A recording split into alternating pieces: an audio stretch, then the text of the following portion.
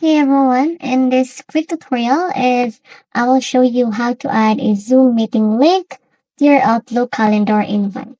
So this is very perfect for remote meeting and online events.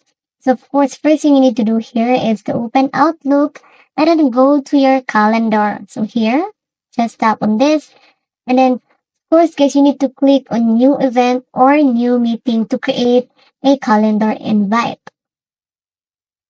Then here, enter your meeting title, the date, and then of course the time and the email addresses of anyone you want to invite here. Then the important part is now you can paste your Zoom meeting link in the location field or in the message body of the invite.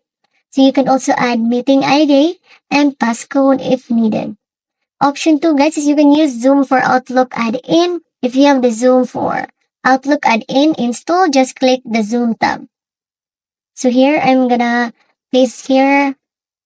And once everything's set, guys, you just need to click the send and your attendees will get the invite with the Zoom link included. If you don't have the Zoom add-in yet, you can install it. And that's it on how you can add a Zoom link to your Outlook calendar invite.